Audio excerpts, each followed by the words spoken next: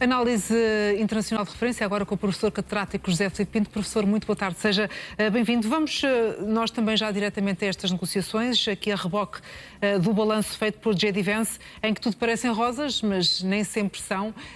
De resto, temos assistido durante este fim de semana aqui a alguns momentos mais tensos, com Teherão a ameaçar inclusive abandonar as negociações, mostrando alguma exaustão face às ameaças constantes de Donald Trump.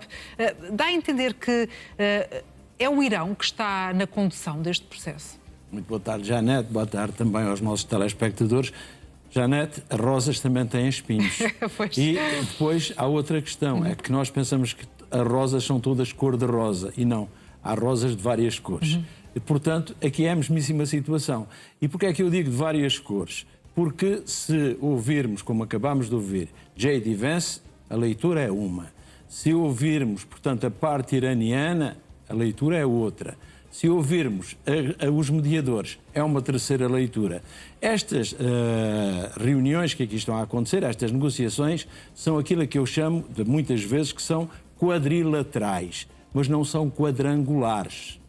Quadrangulares vem de quadrado, e o quadrado tem os 4 lados iguais. Ora, acontece que são quadrilaterais, porque estão ali 4, mas não têm todos o mesmo peso. O que é que acontece? 2 são os contentores, Estados Unidos e o Irão, e 2 são os mediadores, o Qatar e o Paquistão. E aí a Janete tem razão. Quem é que está a conduzir o processo?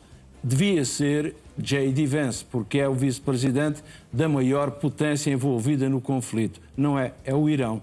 E o que acontece é que a representação iraniana que ali está sabe que não pode ser acusada de trair a pátria iraniana, e por isso mesmo percebemos que ao fim de 80 minutos as negociações foram suspensas. Porquê? Havia algo que a parte iraniana percebeu que teria dificuldade de vender a nível interno. A nível de quem? A nível da Guarda Revolucionária, mas também a nível do líder supremo. Então abandonou as negociações, mas não abandonou o hotel. E porquê é que não abandonou o hotel? Foi receber as instruções. Aquilo que era possível perceber que era aceitável da parte iraniana.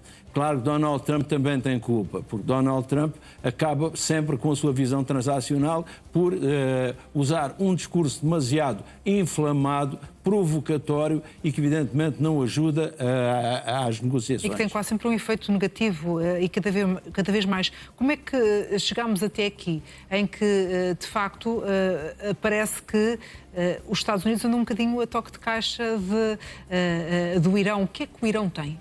O Irão, neste momento, percebeu que pode desafiar a potência dominante fazendo uma guerra assimétrica e descobriu um dado muito importante. Eu enviei uma imagem, ainda não é esta, é uma imagem de um jogo de xadrez, em que todos nós sabemos as regras do jogo de xadrez. Cada peça, portanto, tem uma capacidade de deslocação e, portanto, tem de seguir as regras. Ora, o Irão inventou um novo xadrez com uma nova peça. E a peça que eu trouxe é esta peça que aqui está. É uma peça que nós vemos à esquerda, que é o Golfo de Hormuz. E este Golfo de Hormuz verdadeiramente não é um rei, não é uma rainha, é uma espécie de cavalo que passa por cima de tudo, mas que o cavalo, em xadrez, anda em L, só anda 3 casas de cada vez. Esta anda às casas que for preciso. Não é uma bomba nuclear, mas é uma bomba muito poderosa. É muito poderosa. E este elemento aqui explica claramente porque é que os Estados Unidos não conseguem desafiar o Irão. Porque, repare, o Estreito de Hormuz, houve problemas nas negociações. É evidentemente o que é que o Irão disse. Vamos voltar a encerrá-lo. Eu sei que no domingo passaram 12 navios. No sábado tinham passado 35.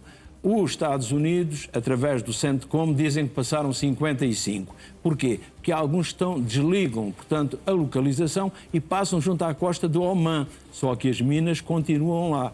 Portanto, quem está neste momento a liderar as negociações é o Irão. E podemos dizer, mas é uma vitória mesmo para os Estados Unidos, é uma vitória neste momento, ou se preferir, é uma derrota que pode ser usada como vitória. Porquê?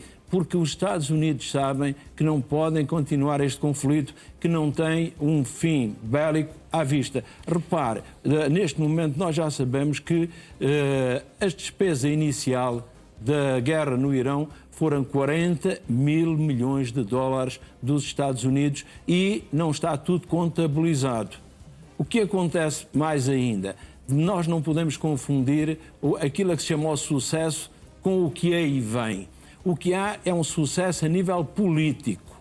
Agora vamos entrar no elemento técnico. Mas há esse sucesso político? O simples facto de haver um memorando de entendimento e haver negociações é um sucesso político. É o sucesso político. Agora, este sucesso político teve tremido? Teve. Quando o Irão, portanto, abandonou as negociações para saber a parte iraniana qual era a decisão de Teherão relativamente aos comprometimentos que poderia aceitar.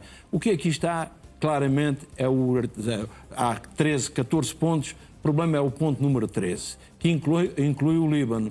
E o que é que Donald Trump diz? Que só há guerra no Líbano porque o Irão não tem mão no Hezbollah. Alimenta o Hezbollah e não tem mão no Hezbollah. Esquece que também ele não tem mão em Netanyahu e em Israel. E quer dizer que, verdadeiramente, qual é o grande sucesso? Primeiro de tudo, haver um memorando. Segundo, haver um alto comitê para a supervisão política da mediação. O que é que vamos negociar agora a seguir? Vamos entrar nos elementos técnicos. E quais são os dois... É por isso que as delegações deixaram a Suíça e agora ficaram, de facto, estas equipas técnicas. Evidente, porque a delegação é composta por elemento político e por elemento técnico. O elemento político chegou a acordo de que há uma base de entendimento para negociar. Agora entra o elemento técnico, que se vai debruçar sobre o quê? Sobre o nuclear, que se vai debruçar sobre as sanções, que se vai preocupar com a monitorização. E é por isso que J.D. Vance já garantiu que os técnicos das Nações Unidas regressarão para ver, portanto, em que estado está aquilo que se chama a política nuclear do Irão. Portanto, é um dado. Esse é um dado que colhe junto da opinião pública norte-americana. Esse é um grande avanço, não é? A permissão de entrada de equipas que possam efetivamente monitorizar e inteirar-se sobre essa situação. Estamos todos um bocadinho às cegas. Sim, mas era uma concessão que a delegação iraniana não estava autorizada a fazer sem que o líder supremo sufragasse essa posição e a Guarda Revolucionária também dissesse que concordava. Daí, portanto, aquela interrupção que não é a mesma coisa negociar 80 minutos, que não chega a ser hora e meia, e negociar 18 horas. É que as negociações políticas duraram 18 horas com aquele interregno. E porquê é que duram 18 horas? Para definir claramente que há 3 dossiês. E por isso os dossiês primeiro de tudo, é o dossiê que se prende com o nuclear, que não vai ficar resolvido nos 60 dias. E vão aparecer aqui desaguisados. E é evidente que aquela página e meia vai dar 200 ou 300 páginas. Porquê? Porque é preciso tratar tudo com muito cuidado. Depois, a questão das sanções. O que é que o Irão já vendeu a nível interno? Já vendeu a nível interno que vão ser levantadas as sanções ao petróleo. Não contou a outra parte. A outra parte conta os Estados Unidos. Que é que J.D. Vance já disse, que alguns dos ativos iranianos irão ser, portanto, desbloqueados. Sabe para quê? Para comprarem milho, soja e trigo a quem? Aos Estados Unidos. Voltamos à posição transacional. Acaba por estar sempre presente. Voltamos à mesma posição em que Donald Trump diz, se for preciso eu abro o Estreito de Hormuz e quem passar lá paga-me 20% de portagem. 20% é uma enormidade. Porquê? Porque o Irão está a cobrar $1 por cada tonelada de crudo que passa ali. 20% aumenta exponencialmente a receita. Isto significa o quê? Os Estados Unidos vendem esta mensagem junto à opinião pública, e uma opinião pública que vê a gasolina subir, que vê a inflação subir, é evidente que percebe que provavelmente os esforços valem a pena no sentido de garantir que o Irão não irá ter uma arma nuclear e que o nível de vida volta novamente àquilo que era antes do conflito. Agora, nós também temos de perceber que, quando eu digo que Donald Trump armadilhou o acordo. O que é que eu entendo com isto? Ele deixou o acordo de tal maneira vago, com página e meia, com 14 pontos, para depois estes 14 pontos darem origem a muitas alíneas com subalíneas. E isto significa o quê? Que vamos ter muitos desencontros, vamos ter muitas reuniões a nível técnico em que uma parte e outra fazem ameaças que vão fechar, que vão sair do processo. Vai ser uma constante. Ao fim dos 60 dias, nada está resolvido no plano nuclear. E é por isso que é importante este alto comitê para a supervisão política da mediação. Porque quem é que lá está? Estão lá os 4, por isso eu falei na relação ou numa negociação quadrilateral. E quem é que está mais otimista no meio disto tudo? São os mediadores. Porquê? Porque os mediadores perceberam que é um grande sucesso, neste momento, o elemento político ter dado início ao processo. Mas os mediadores também sabem. E repara, os mediadores são 2 primeiros ministros. Os mediadores podiam ser, portanto, figuras menores da política, tanto do Qatar como do Paquistão. Não, são os 2 primeiros ministros. Isto mostra o quê? Que há uma necessidade de restabelecer um novo equilíbrio na zona. E o que os Estados Unidos percebem é que o Médio Oriente, a geopolítica do Médio Oriente, nunca mais será a mesma. E não podemos esquecer que temos aqui Israel. Eu trouxe 2 imagens sobre Israel. E a questão do Líbano, vamos ver essas imagens que o professor trouxe, ao mesmo tempo que também nos vai ajudar a perceber o que é esta célula de resolução de conflitos também, que foi criada precisamente para pôr fim a este braço do conflito. Exatamente. Esta célula pretende o quê? Nós sabemos que Israel, pela voz de Netanyahu, já disse que não abandonará nunca aquela zona que considera a zona de proteção, que é no sul do Líbano, que é a forma de defender o norte de Israel. Mas nós percebemos que aqui temos uma bandeira que está em território libanês, no sul do Líbano, e repara a bandeira esquisita que é uma mistura da bandeira dos Estados Unidos com a bandeira de Israel. É uma coisa confusa. Mas é intencionalmente confusa, para dizer o quê? Nós estamos aqui a continuar no Líbano aquele que foi o projeto inicial quando bombardeámos Teherão. Esquecidos que isto não corresponde à verdade. Quem bombardeou Teherão foi os Estados Unidos e Israel. Quem está a atacar o sul do Líbano é apenas Israel. Mas a bandeira que ali foi colocada, pior do que isso. E aí entra a ofensa à parte do Líbano, à parte libanesa. Tem a ver com o quê? Esta bandeira está colocada numa zona que tinha acabado de ser destruída.